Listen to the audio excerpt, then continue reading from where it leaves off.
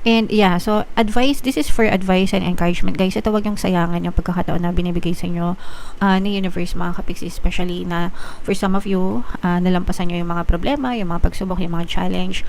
So dapat natutunan kayo ng leksyon dun sa mga problema na yun mga kapiksi, and wag yung sayangan yung pagkakataon. Wag kayong magmukmok, wag kayong sumuko guys, no? Every day, di ba, is a brand new day. So embrace nyo yung opportunity, yung pagkakataon para makabangon, makabawi. And kayang-kaya nyo yan, mga kapiksi. Okay.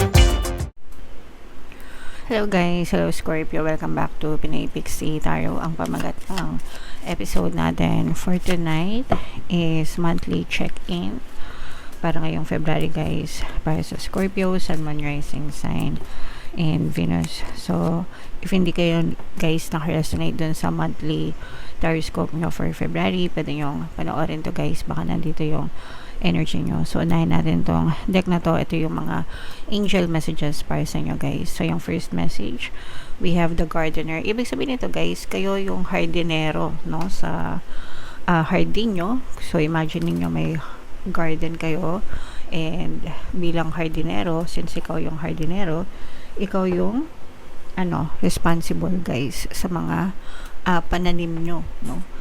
Ikaw yung responsible sa pananim nyo, ikaw yung responsible sa pag-aalaga ng mga tinatanim nyo sa hardin nyo. Kung gusto nyo magbunga ng maganda yung mga pananim nyo, kailangan yung alagaan. So, ganun din sa buhay natin. Tayo yung responsible sa buhay natin, mga kapiksi. Tayo yung accountable. And kung gusto natin na maging maganda, no, yung mga mangyari sa ating buhay, kailangan alagaan natin yung ating pamumuhay, yung ating tinatanim sa buhay natin. So, kailangan ang tinatanim natin ay puro, positibo, guys, no? Puro positive, puro masasaya, doon tayo mag-focus para yung anihin din natin sa buhay natin is magaganda din, masasaya, mga kapiksi. So, ganun lang siya kasimple guys. Yung analogy ng buhay, parang the same sa pagtatanim ng halaman. Hindi naman siya agad-agad magbubunga. Kapag tinanim mo, ibig sabihin hindi kayo agad-agad makakita ng resulta pag nagtanim kayo. Pero kahit na ganon, dapat inaalagaan nyo yung mga pananim nyo hanggang sa dumating yung time na eventually magbunga na siya, and yung bunga is matatamis. Okay? So alagaan nyo yung buhay nyo mga kapiksi para maging maganda yung resulta. And ito naman guys, Rainbow Reviver. Ibig sabihin nito guys, recovery. Nakaka-recover na kayo, nakakabangon na kayo guys, lalo na kung naka-experience kayo ng mga pagsubok or ng mga challenges guys na hindi masyadong magaganda. Nagiging makulay na unti-unti ang inyong kalangitan, no? So kung dati gray, kung dati puro tag-ulan, ngayon tag-araw na mga kapiksi, and sumisilay na yung araw sa kalangitan nyo. So you'll soon receive blessings guys. Parang to guys, no? There's a rainbow after the rain. So, yung rain, yun yung pagsubok. Lumabas na yung rainbow, guys. Antayin nyo na lang yung mga biyaya na ipagkakaloob sa inyo. Okay? And, ito naman, commitment, mga kapiksi. So, ibig sabihin, guys, no? Maaaring, kung meron kayong mga partner o specific person, maaaring mas nagiging matibay yung connection nyo, yung commitment nyo sa isa't isa, lalo na dun sa side ng person mo. Mga kapiksi, kung dati parang binabaliwala ka niya, kung dati dead ma lang, kung dati walang pakialam, this time mas magiging maayos na, this time mas magiging ma-okay na, mga kapiksi. Alright? So, yan yung message for you, Scorpio. So, eto naman guys, sorry. Yung next naman, sa love naman guys, tingnan naman natin yung mga mensahe sa inyo ng person nyo, kung ano yung mga gusto nilang sabihin sa inyo. Eto guys, kung ano lang yung makaresonate, take that message, kasi iba-iba kayo ng mensahe, iba-iba kayo ng sitwasyon, mga kapiksi. So, yung first message para sa inyo guys, I know I messed up everything. So, itong person mo, alam niya yung mga kasalanan niya, alam niya yung mga kaguluhan, no? Yung mga gulo na nadala niya sa relasyon nyo, mga kapiksi, aminado siya doon, guys. Pwedeng hindi siya makapag-sorry sa'yo ng personal, pwedeng nagigilty, pwedeng nahihiya, no? Pero alam niya yung pagkakamali niya, mga kapiksi. You came closer than anyone. Para sa kanya, ikaw yung pinaka naging close sa kanya, pinaka naging importante siguro, pinaka hinayaan niya na maging malapit sa puso niya. Parang ikaw yung naging pinakamahalaga sa kanya. And I want to be more than friends. So, ito guys, siguro from friends to lovers kayo, mga kapiksi, or from friends to situationship, mga ganyan.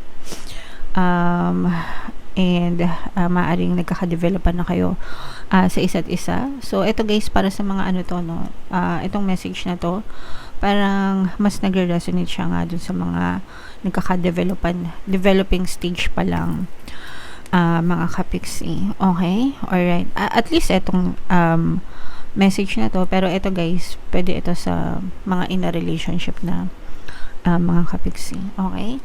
So again, iba-iba kayo ng story guys, iba-iba kayo ng sitwasyon. So kung ano lang yung makaresonate sa inyo, mga kapiksi, take that message. So hanapin natin yung energy ng Scorpio guys. Habang sinashuffle ko to, panoorin nyo muna yung video natin regarding sa ating paano mag-manifest ng abundance video course. Kapiksi, sawa ka na ba sa mga struggles at hirap sa buhay mo? Masipag ka ba at masikap sa buhay ngunit hindi ka pa rin umaasenso? Ilang beses ka na bang nag-attempt mag-negosyo at mag-invest pero palagi ka pa rin nalulugi? Sa pagkakataon na ito ay maaaring may subconscious beliefs ka na nagiging balakid sa iyong pag-unlad at pagyaman. Introducing, paano mag-manifest ng abundance video course. Dito ay matututunan mong ma-overcome ang mga balakid mo para tuluyan ka ng umunlad, umasenso, sumagana, maging matagumpay, successful at maswerte sa iyong kabuhayan, pera, trabaho, negosyo, salapi at kaperahan ng bonggang-bongga. Dali, mag-send na ng email sa pinoypixitarot@gmail.com at simulan na ang iyong pagyaman ngayon. Alright, so sa lahat ng gusto mag-avail ng course guys, meron tayong paano mag-manifest ng abundance video course, paano mawala ang third party, at magkaroon ng harmonious na relationship, paano pabalikin si ex, reverse breakup. Sa mga interesado guys, mag-send lang kayo ng email sa pinoypixitarot@gmail.com. And sa mga naghahanap ng pampaswerte guys, sa Venturin tsaka si Train, may makikita kayong link sa description box. So, Scorpio guys, kayo ay represent ng Queen of Cups sa ating spread. Kung ano lang yung makaresonate sa inyo guys, take that message. So, yung current self nyo, ito guys, nakikita natin na for some of you, maaari may mga problema talaga kayong pinagdadaanan, no? Mga pagsubok, challenge, mga kapiksi. Pero sabi nga natin, guys, unti-unti na kayong makaka-recover dito sa mga pagsubok na to kasi unti-unti nang pwedeng unti-unti nang dumadating sa inyo yung mga solusyon sa mga problema nyo guys. Pwedeng nasa buntot na rin kayo ng mga problema nyo, no? Kumbaga parang hindi na ganun kalala, hindi na ganun grabe yung mga problema nyo right now, mga kapiksi. Okay? Pero titingnan natin guys habang binabasa natin yung mga cards nyo. So, but yan yung current self nyo right now. And eto guys, talagang yung theme of the month nyo is nagsisikap talaga kayo, mga kapiksi. Eto, nakikita natin na for some of you, parang una, tinatalikuran nyo yung mga tao, bagay, sitwasyon, no? Yung mga unnecessary. Yan, natututo na kayong tumalikod, natututo na kayong mag-set ng limits, ng boundaries sa mga tao, bagay, sitwasyon na nagsasayang ng energy nyo, mga kapiksi. So, yun yung una yung ini-eliminate sa buhay nyo, guys. Syempre, kapag kina-cut off natin yung mga toxic na people, nababawasan yung mga negative energy sa atin. Okay? And yung goal na gusto nyong i-pursue, guys, you want to follow your intuition. Kumbaga parang kung ano yung nasa puso nyo, yun yung gusto nyong sundin, yun yung gusto nyong gawin. For some of you, pwedeng nakikipagsapalaran kayo, mga kapiksi. Pero this is parang for the better, guys. Parang I'm also sensing na parang sinasabi nyo sa sarili nyo na this time ako naman, this time para sa akin naman, okay? Kaya tumatalikod kayo sa ibang tao, mga kapiksi, kasi gusto nyo i-focus yung energy nyo sa sarili nyo, guys.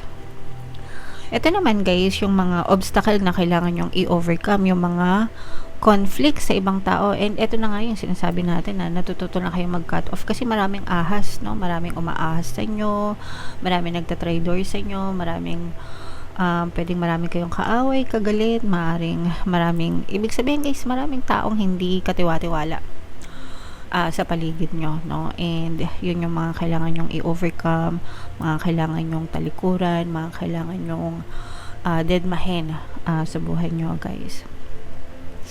And wow, so ito naman major accomplishment nyo, guys. This is an earth sign energy, Aquarius, earth sign, Capricorn, Taurus, Virgo. So for some of you mga kapiksi, mas ifo-focus nyo yung sarili nyo sa inyong kabuhayan, sa inyong pamumuhay mga kapiksi, sa mga pinagkakakitaan. And parang mas natututo na rin kayo maging humble, no? Parang life gave you a lesson para mas maging humble kayo and mas ma-appreciate nyo yung kung ano yung meron kayo, mga kapiksi. So yun yung nakikita natin para sa inyo, guys. And yung mga kailangan nyong iwasan mga kapiksi, syempre ito, guys, iwasan nyo yung paggawa ng masama, mga masasamang intention, para hindi bad karma yung bumalik sa inyo. And ang kailangan nyo namang i-focus, guys, is yung paggawa ng mabuti, mga kawang gawa, no? Para dumami yung or lumago yung inyong pananim sa inyong hardin ng karma, lumaki yung deposito nyo sa karma bank nyo, mga kapiksi. Okay, so yun yung mga dapat nyo i-focus, guys, and iwasan yung mga bad intentions para sa bad karma. And ito naman yung mga kailangan nyong i-embrace or yakapin sa buhay, mga kapiksi. I-welcome nyo yung mga kumbaga parang mga bagong tao na dadating sa buhay nyo, mga bagong relasyon, mga kapiksi. Kung nag-cut off kayo ng mga tao na hindi mapagkakatiwalaan, kilalanin nyo naman at tanggapin nyo naman sa buhay nyo yung mga tao na mapagkakatiwalaan, kasi hindi naman lahat ng tao, guys, ay traidor, hindi naman lahat ng tao ay masama ang ugali. Meron din talaga mga tao na mapagkakatiwalaan, guys, okay? So doon kayo mag-focus sa kanila. And ito naman, guys, where to find support. Yes, maraming sumusuporta sa inyo, sa paligid nyo, mga kapiksi, no? Especially kung gusto niyo talagang bumangon and makabawi sa inyong buhay, guys, no? There will be a lot of people cheering up on you, mga kapiksi. Pero ikaw pa rin yung, kumbaga parang ikaw pa rin yung major na magsusupport sa iyo, no? But marami pa rin mga taong mapagkakatiwalaan sa paligid mo, guys. And yeah, so advice, this is for advice and encouragement, guys. Ito, wag yung sayangan yung pagkakataon na binibigay sa inyo ni universe, mga kapiksi, especially na for some of you, nalampasan nyo yung mga problema, yung mga pagsubok, yung mga challenge.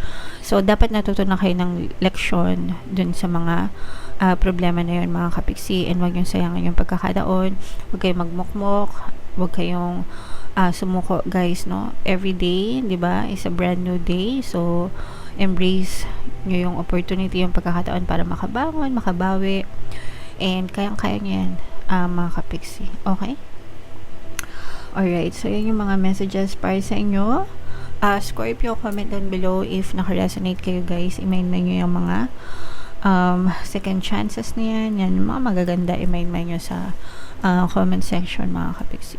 Ito yung ating 2026 kapalaran, guys. Ito yung ating success stories ng paano mag-manifest ng abundance video course. Click here to subscribe, guys. Thank you for liking, sharing, and subscribing. See you next time. I love you all. Have a nice day. Bye-bye.